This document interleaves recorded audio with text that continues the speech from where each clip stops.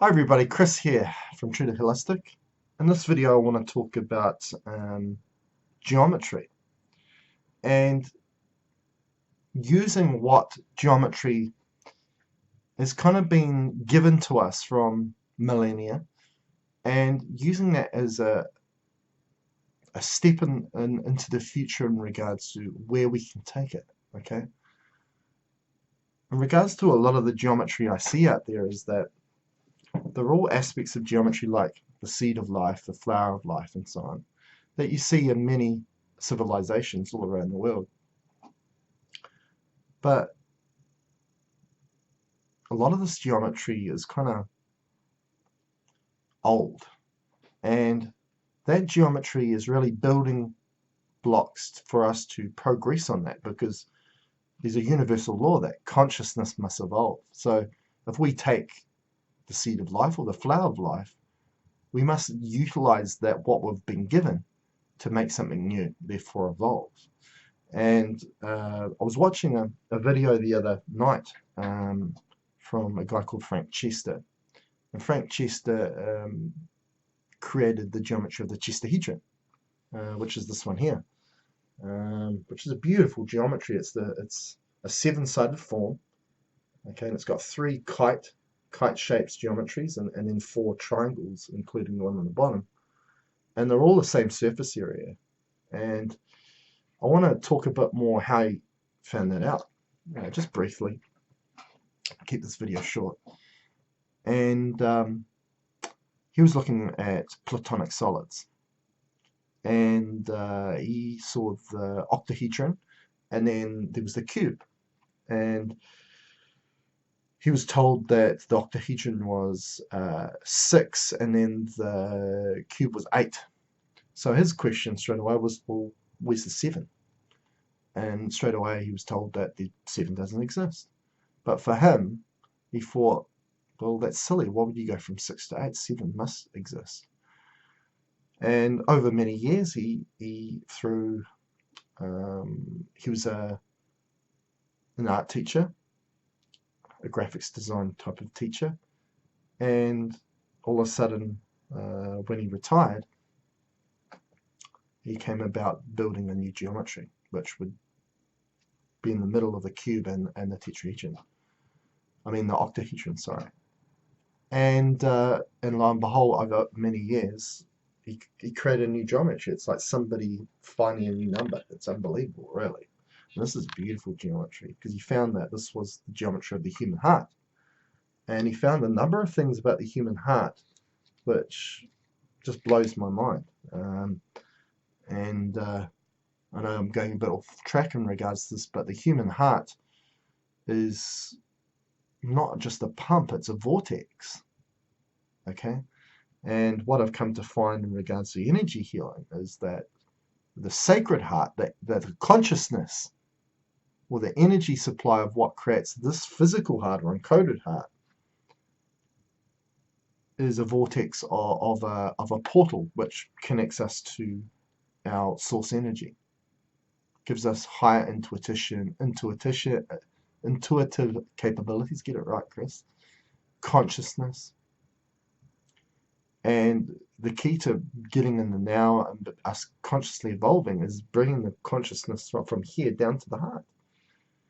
And another thing that is known that is the blood vessels of an embryo are already pulsating even before the heart enters into the embryo. The heart is actually outside the embryo and then makes its way in. So,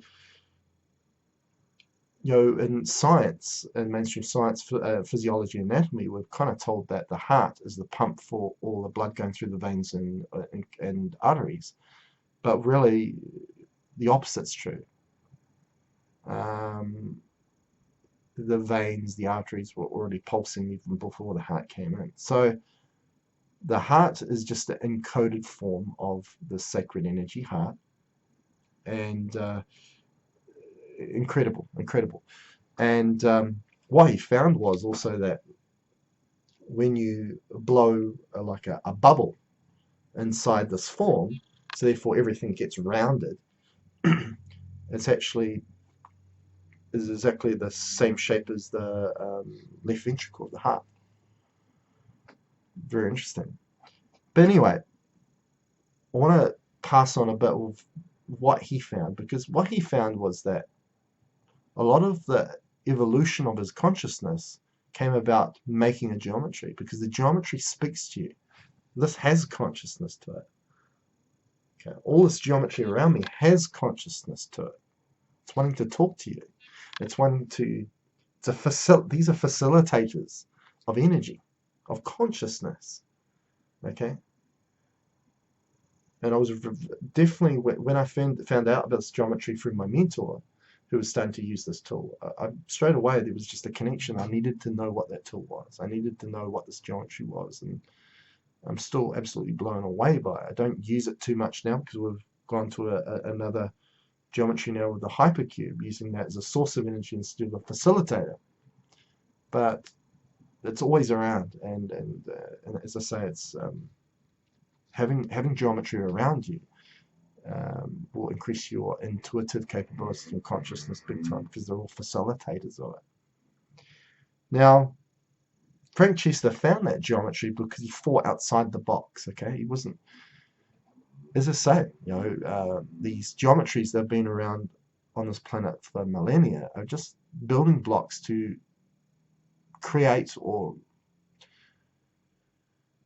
re-establish other geometries that you can easily dial into if you become intuitively connected to those consciousnesses that are going to give you that information, as long as you're passionate about it. And he went from the Platonic solids and noticed there was something missing, as I said, between the octahedron and cube. And he used the geometries of the past then to create something new, and that's gave the birth to the Chestahedron. Now, there's no math behind that. He's a sculptor artist. He's an artist. He's not a mathematician. So, and he created this beautiful geometry that just, it's teaching him more stuff every day, and geometries will do that. Now, and he learned about life and what this reality is about, and it made a lot more sense to him than all this dogmatic stuff that we get taught within mainstream science and maths. Now, in regards to my own experience of this, being an energy dowser, using initially a pendulum, and then I evolved to get rid of the pendulum and just use my finger, is that one thing I've always known about not only being a dowser but using geometry and you being an energy healer is to keep moving, because energy is always transmuting, energy is always changing. Okay, there's no point getting healing from an energy practitioner that is practicing energy healing of one modality, and 5 years later they're still doing the same thing. Just does not compute, because energy 5 years ago to now has changed, completely changed. So you need to change with it. And as I said, using a pendulum was the building blocks of me becoming more intuitive, and it got to the point where I didn't need a pendulum anymore, because all of a sudden I learned that, hey, it was within me. It wasn't within the pendulum. There's nothing special about a pendulum. It's within you. It's within all of us. So it was a big learning curve, okay, about myself. What am I capable of doing? Same thing with geometries. All of a sudden, Frank Chester's talking about the octahedron, and then the cube, and then in the middle is a Chestahedron. Now, I've used the Vesica Pisces tool for a long time before the Chestahedron. I'm just going to grab it now. And even though it's got the wires around the outside, which make it look more like an oval, the structure of the big component, if you don't worry about that little divinity ring in there, is a pyramid there, which four-sided form, right? Okay, and then we switch it around, there's another one there. Okay, and what is that? Octahedron, right? It's an octahedron. Then all of a sudden I went to, that's 6, right? Now I went to that, Chestahedron, 7.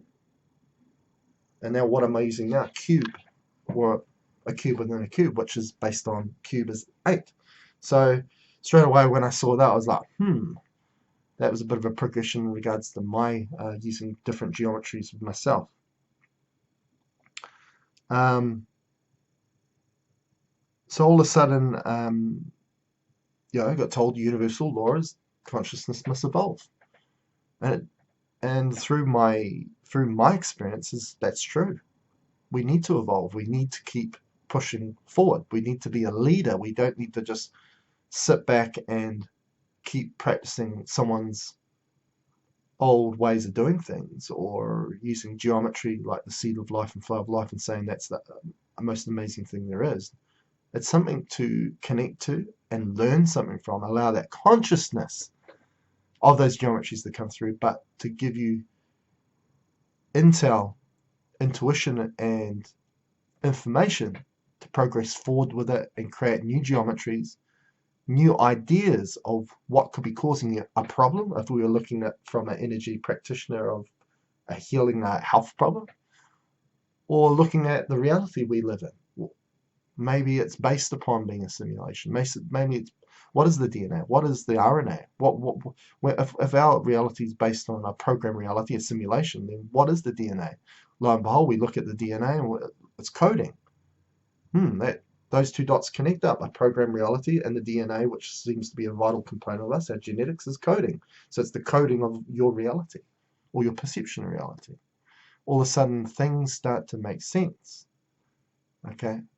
When things start to make sense, you're on you just keep rolling and rolling and rolling in regards to evolving and learning more. That's personal growth. And what personal growth is evolution, or evolution is ascension. Okay? We need to keep doing that.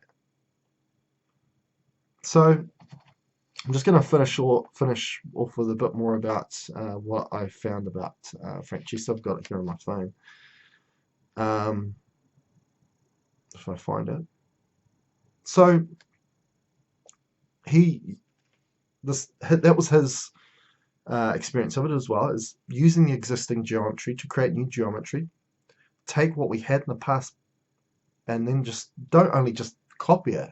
We can start off by the process of copying, because that's what we do. When we were kids, we copied what our parents did, right? That's how we learn, right? And this is something that Frank Chester goes by, and I think a lot of people can learn a lot from it. Is this first step is copy, right? That's what we just normally do anyway. Innovation, imagination, then inspiration, and then intuition. Okay, and so copying, for example, okay, flower of life, I'm going to copy that, okay? I'm going to copy that. I'm going to see how I can design that on a piece of paper or create a geometry device of that, okay? Then I'm going to use innovation to copy it at a higher level, maybe put some new colors in it or just change it up a little bit to a higher level. Then you're going to use your imagination to come up with an idea from that geometry, because that geometry is going to talk to you. Okay, where geometry comes in, which is structure, then inspiration is what you live to do for the love of it. Okay, you become passionate about it. You're inspired. The first thing you think in the morning is to go and do that thing. You become inspired by it. You love what you do. Okay, and this is a very vital component of doing something really well. Okay, and when you become inspired and you love what you do, all of a sudden the universe looks at you and thinks, okay, this guy's serious about geometry. I'm going to give him some help. I'm going to give him some intuition. I'm going to give him some answers that he's looking for to create what he's looking for. He's maybe got goals, got questions that he wants answered. We're going to give those answers to him. We're going to help him out. And that's that last one, intuition.